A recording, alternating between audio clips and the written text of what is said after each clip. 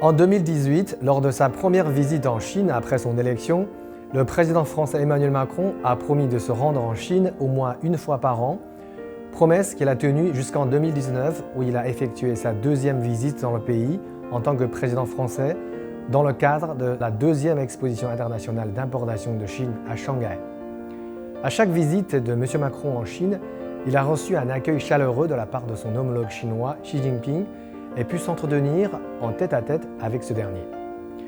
Quant au président chinois Xi Jinping, son dernier déplacement en France remonte à mars 2019 où il a été reçu en grande pompe par son homologue, le président Macron.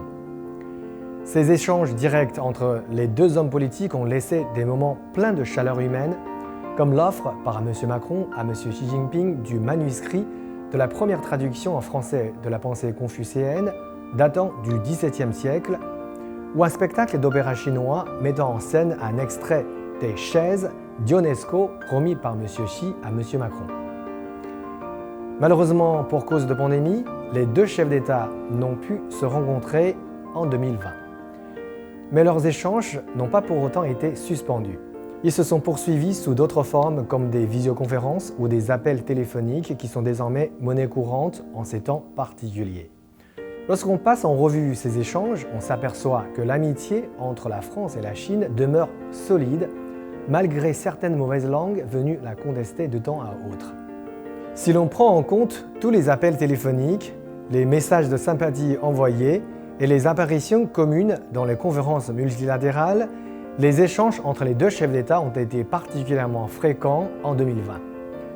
Conjuguer les efforts pour combattre la pandémie, c'est le sujet qui apparaît quasiment dans chacune des conversations des deux dirigeants. Le 18 février ainsi que les 21 et 23 mars, les deux présidents se sont entretenus 3 fois par téléphone pour exprimer leur volonté forte de soutien mutuel dans la lutte contre la pandémie. Les gouvernements et les peuples des deux pays ont rendu visible cette volonté par des actions concrètes.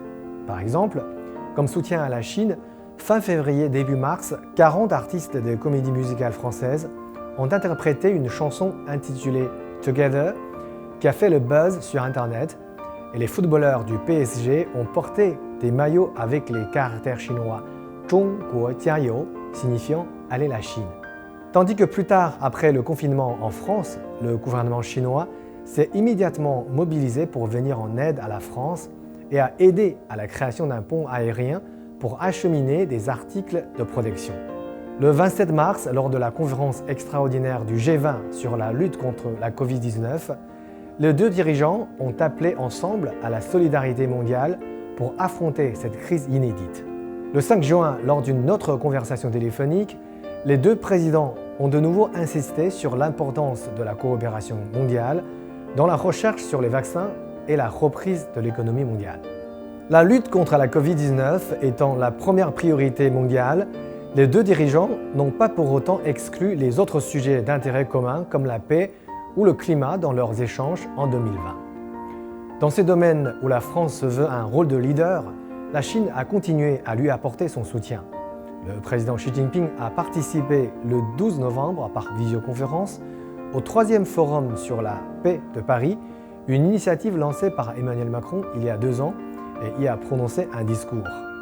Le 12 décembre, lors du sommet virtuel de l'ONU sur l'ambition climatique, le président chinois a réaffirmé dans son discours l'adhésion de la Chine aux objectifs définis par l'Accord de Paris en matière de contrôle du réchauffement climatique, une cause que la France défend fermement.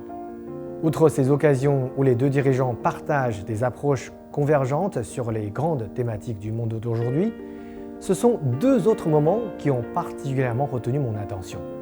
Le 4 décembre dernier, au nom du gouvernement chinois et du peuple chinois, le président Xi a exprimé à M. Macron sa profonde tristesse suite au décès de Valéry Giscard d'Estaing, le décrivant comme un grand homme politique et grand contributeur aux relations sino-françaises. Puis le 18 décembre, le président Xi a présenté ses salutations au président Macron qui venait d'être testé positif à la Covid-19 et lui a souhaité un prompt rétablissement. Pour moi, ces échanges sont bien plus que protocolaires. Ce sont des sentiments profonds et sincères éprouvés par le gouvernement et le peuple chinois envers un président français défunt qui a longtemps œuvré pour le bien-être des relations sino-françaises et un autre qui travaille encore dans la même direction. En France comme en Chine, on dit que c'est dans les moments difficiles que l'on reconnaît son véritable ami.